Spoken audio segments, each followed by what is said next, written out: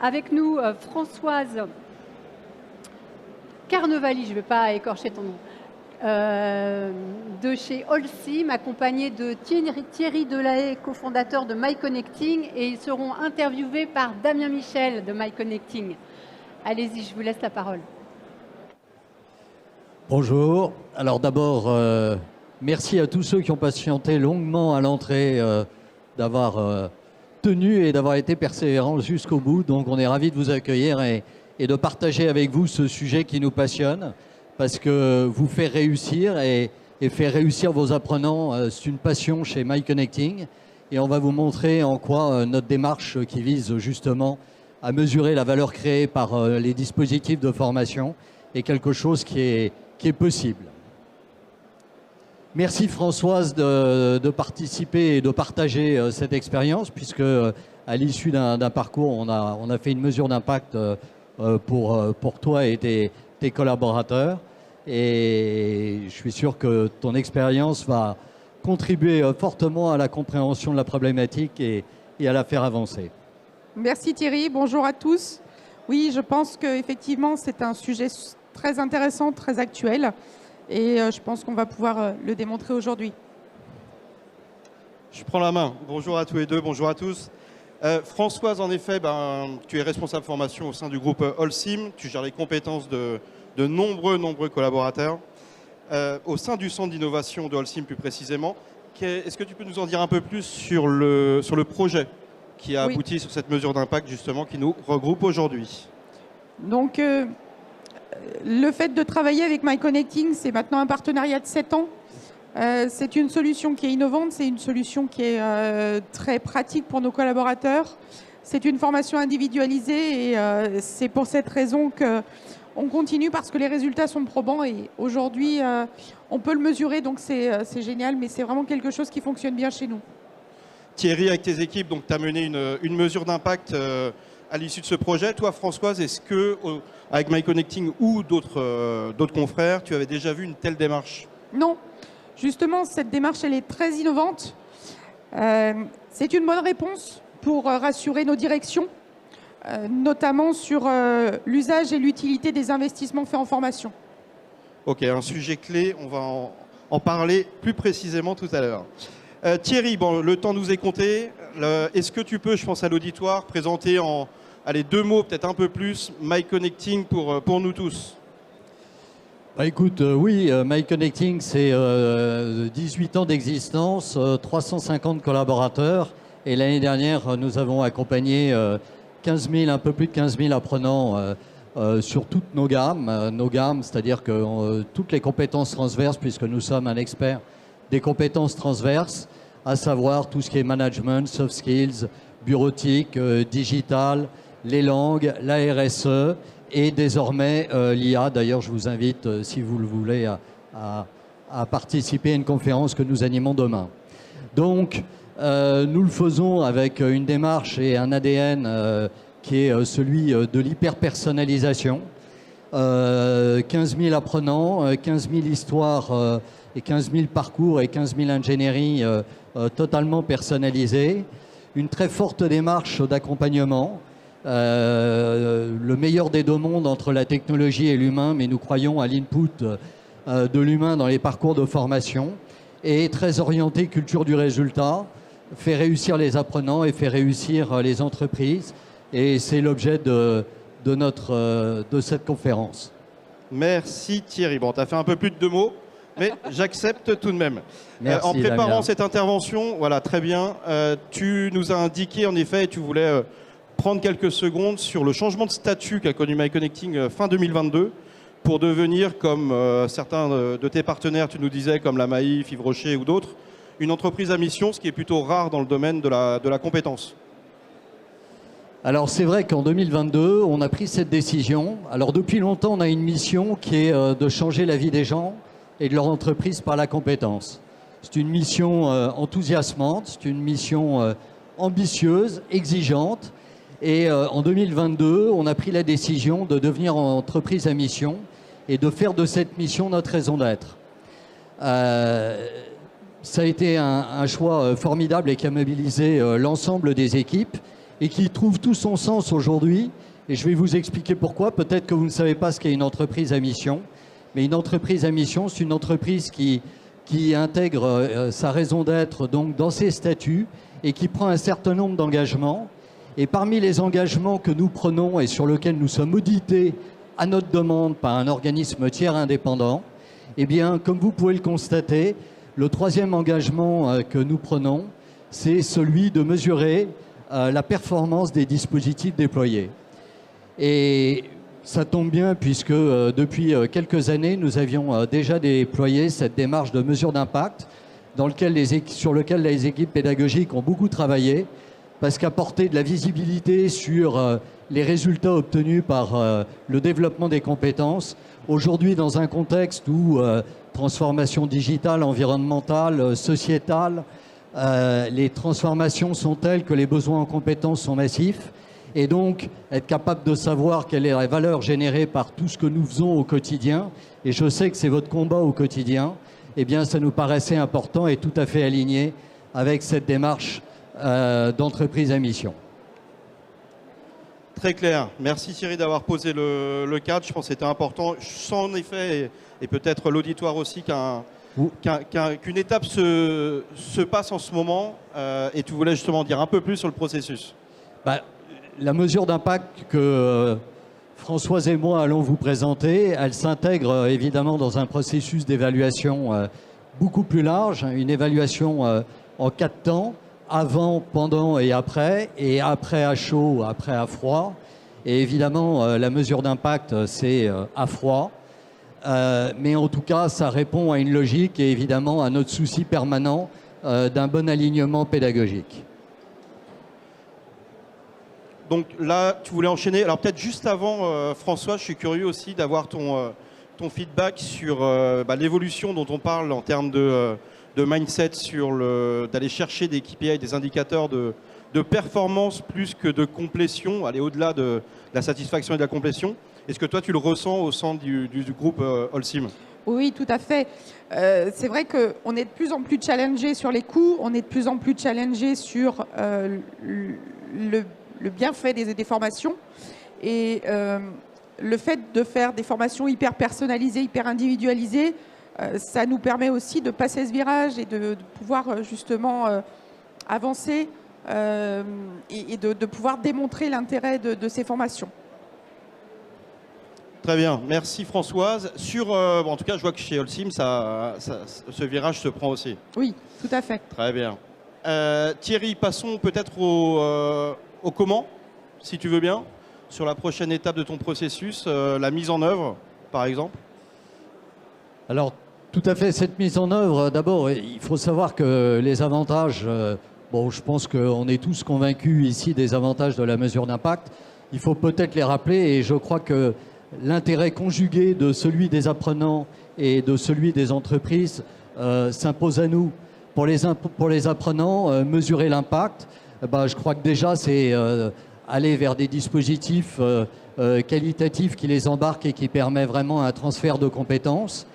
C'est aussi, et c'est très important, une prise de conscience de ce que leur apporte la formation. Vous voyez, je crois que rappeler à tout moment, pendant une formation, et ça c'est la mission de nos formateurs, mais après, à des apprenants, quels ont été les bénéfices du parcours, de votre investissement, de vos efforts, et finalement de l'effort que l'entreprise fait en vous permettant de développer vos compétences, c'est un point qui est très important. Ça participe à la motivation. Je crois que ça participe aussi à la mobilité cognitive.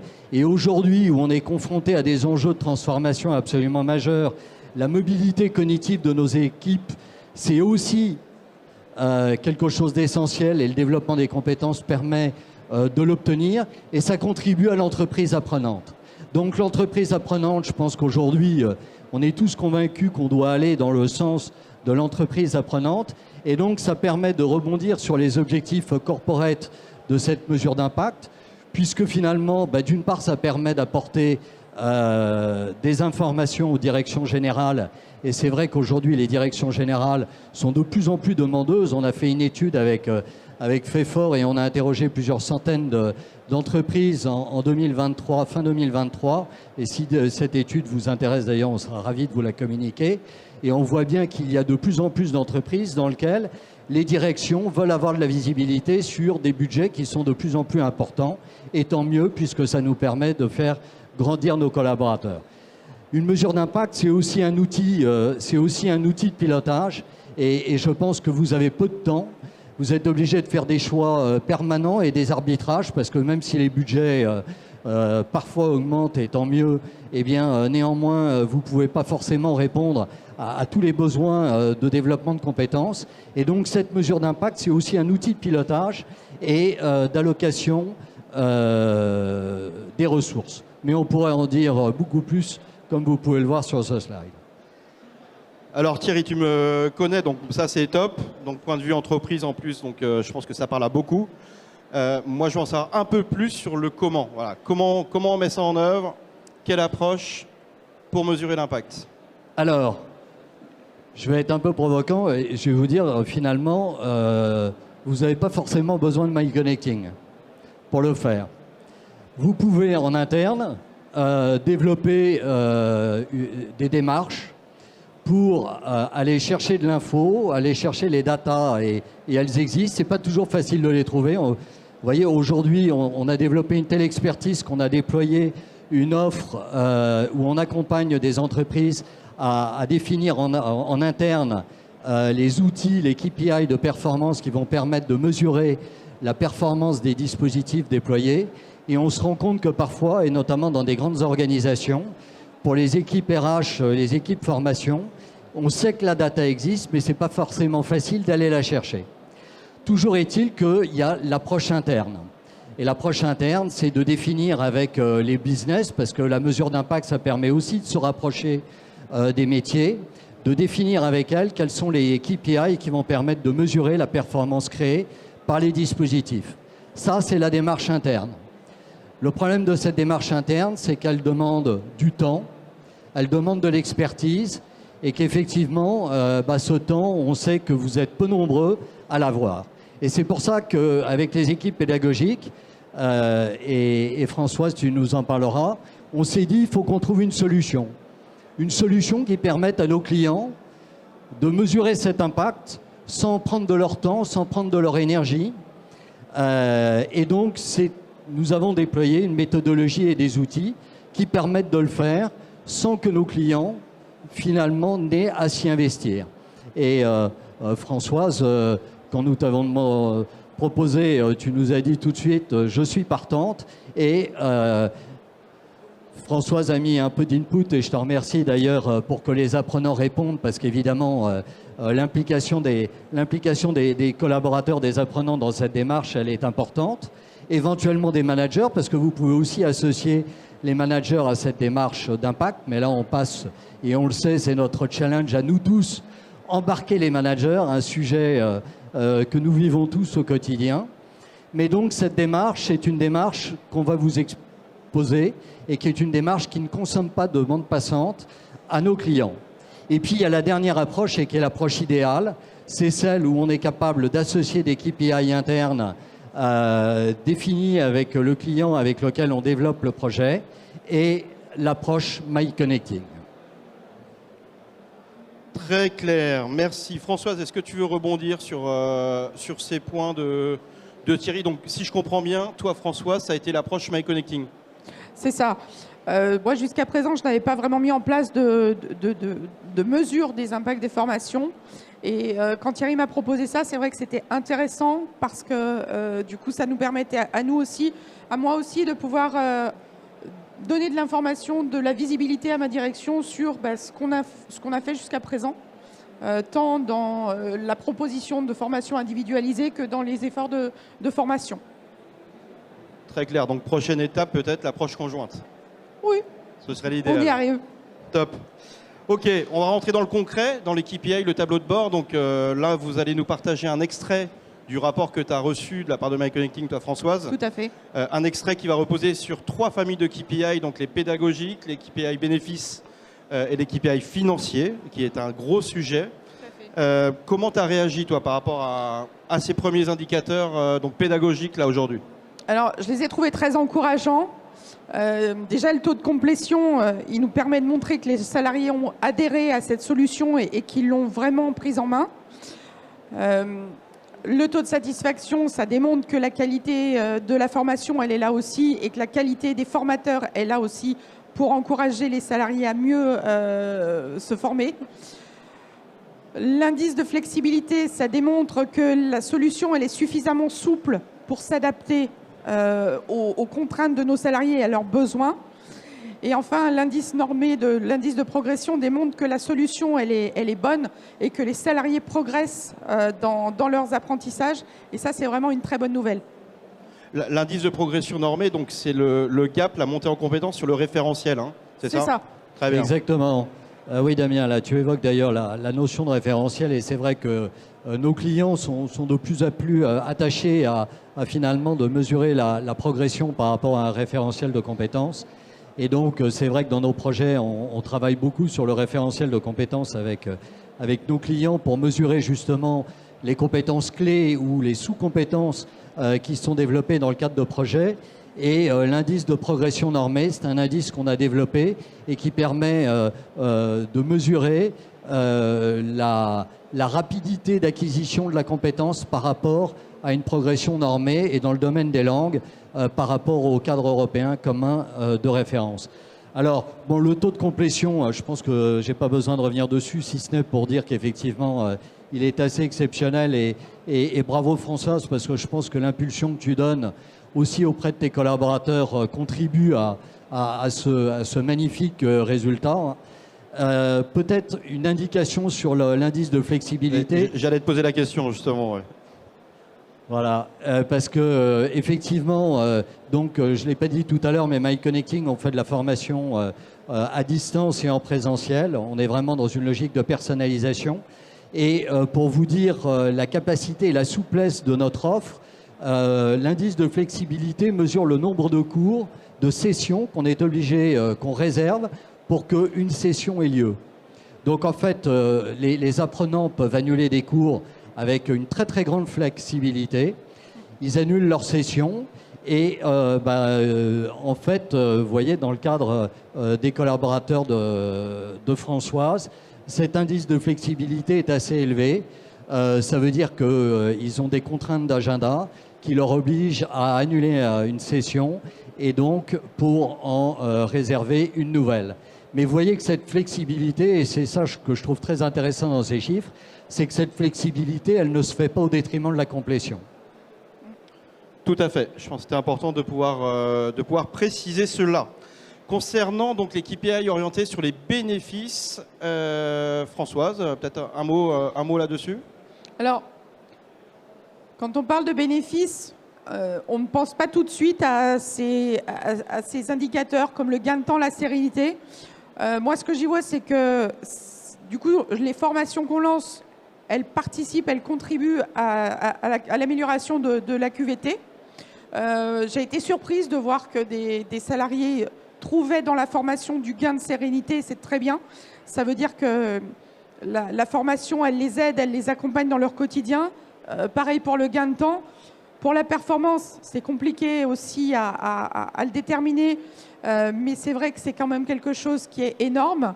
Donc, ça me permet aussi, moi, de pouvoir dire, voilà, effectivement, on investit chaque année énormément en formation en langue. Voilà ce que ça rapporte à l'entreprise. Oui, tu fais une bonne transition. Peut-être, Thierry, tu voulais compléter?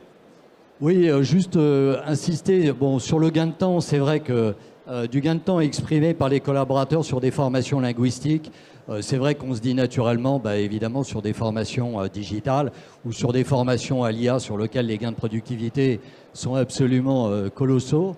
Mais vous voyez, même sur les formations linguistiques, on est impressionné de voir ce que les collaborateurs estiment que cela leur permet de gagner comme temps, ce qui est une excellente nouvelle. Le gain de sérénité, moi, c'est vraiment un indicateur que j'adore parce que c'est vrai que développer ses compétences, c'est aussi prendre confiance en soi.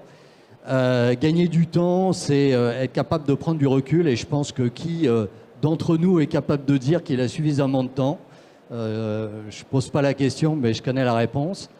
Et donc, la sérénité, aujourd'hui, on parle beaucoup de QVCT et Françoise, lorsqu'on a préparé cette présentation, je sais que tu as toujours insisté sur cette dimension-là, mais je trouve que c'est quand même assez parlant de voir que 73% des apprenants ont déclaré que finalement, cette formation, elle leur avait permis de développer leur sérénité. Voilà, donc on va parler d'indicateurs financiers qui ont aussi tout leur sens, toute leur utilité, mais la sérénité, je l'aime. Oui, et qui plus est, je pense qu'on prêche des convaincus, hein, mais ce sujet revient beaucoup à l'ère où les baromètres QVCT sont d'actualité. Je pense que c'est un indicateur hautement important, puisque au même titre que la performance, la sérénité est à mesurer et vient alimenter même la fidélisation des collaborateurs, qui est un des enjeux aussi importants aujourd'hui. Hein. Je pense chez Holcim aussi. Mais tu as raison, Damien. Et je voudrais juste rajouter aussi que là, parce que ce qui est formidable, c'est que ces mesures d'impact, elles nous permettent aussi, vous voyez, on a eu des réunions avec Françoise, et ces réunions, c'est toujours un moyen finalement d'apporter de la valeur ajoutée réciproque, parce que évidemment, les remarques de Françoise, et on ne cesse de faire évoluer cette approche, et on est très à l'écoute des remarques que nous font nos clients. Mais ce qu'on a remarqué, c'est qu'en fait, par exemple, vous voyez, la sérénité, on a de plus en plus de clients qui nous disent aujourd'hui, ce sont des indicateurs qu'on va retenir dans les indicateurs extra-financiers. Bon, alors je ne vous parle pas de la CSRD parce que la CSRD, malheureusement, est sur des schémas de KPI, notamment horaires, qui sont, pas tous très intéressants, mais en tout cas dans la logique extra-financière, être capable d'avoir des datas pour alimenter vos équipes ESG, je pense que ça aussi trouve tout son sens. Parfait. Merci Thierry, merci Françoise. Passons en effet au sujet des KPI financiers. Donc juste pour rappeler Thierry et Françoise, là c'est un extrait que vous nous partagez du rapport de mesures d'impact, bien entendu. Exactement. Okay. En fait, on a des tas d'indicateurs et les équipes pédagogiques, depuis des années, ont fait un travail formidable pour développer cette démarche. Et en fonction des projets, en fonction de la gamme, bien évidemment, si on fait une formation au management, on ne va pas retenir forcément les mêmes indicateurs. En tout cas, les indicateurs financiers, eux, vous en avez ici quelques extraits et on les applique à toutes les gammes. Très bien. Françoise, en introduction, tu l'as dit, tu l'avais même souligné pendant notre préparation.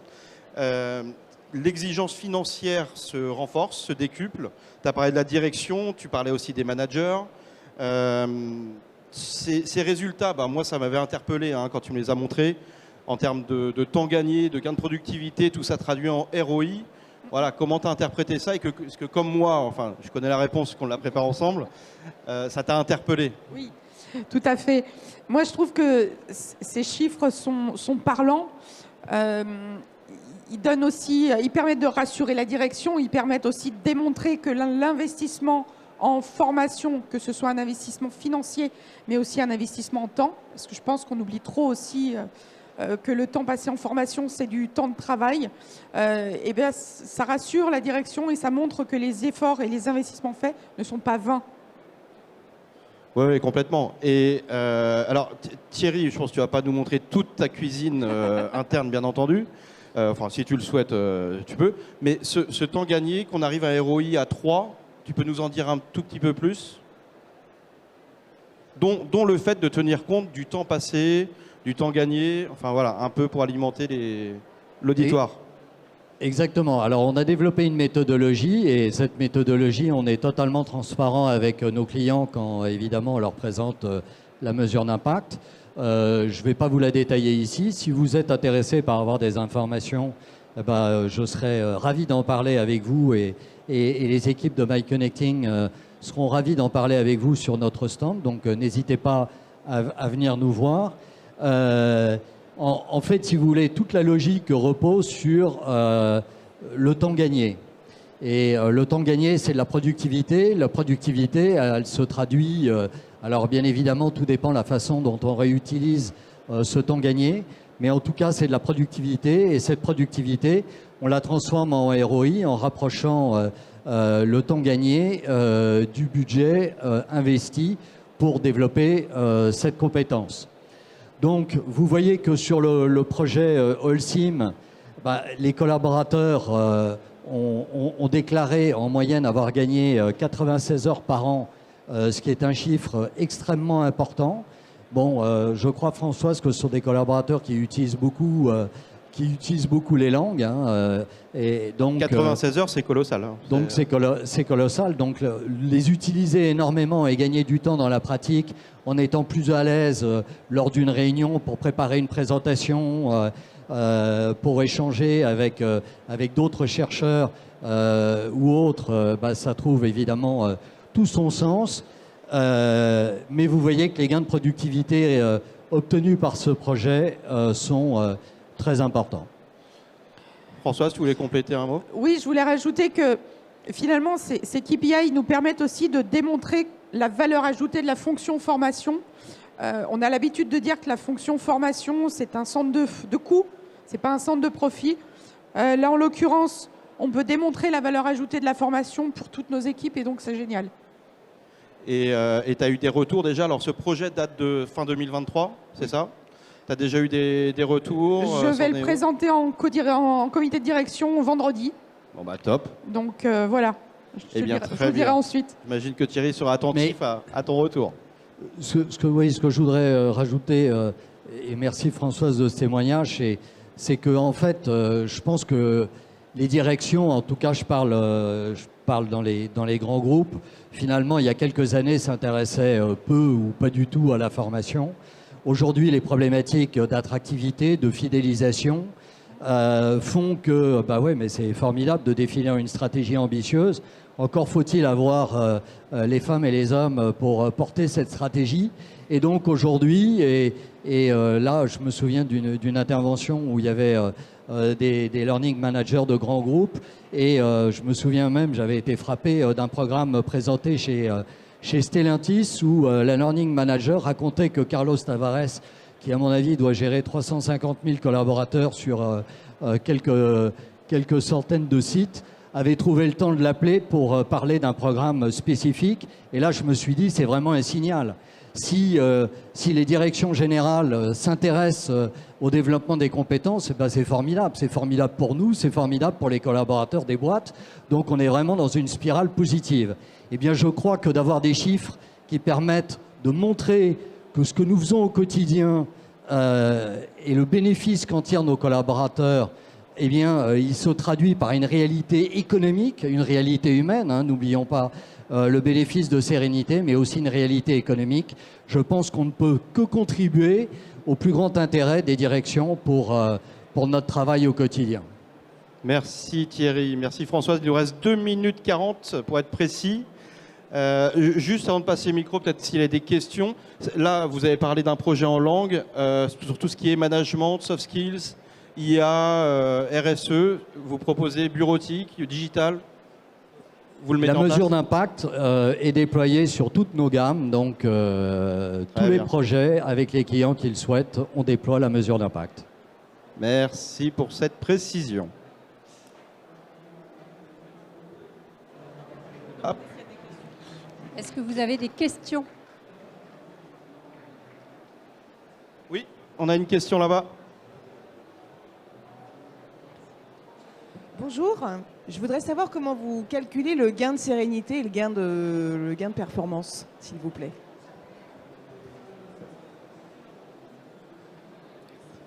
Alors, en fait, mais venez sur notre stand, mais en fait, on a développé des questionnaires et c'est du déclaratif de la part des apprenants. Et donc, on leur pose toute une batterie de questions qui permettent d'enrichir ces datas. Donc, nous faisons confiance aux apprenants.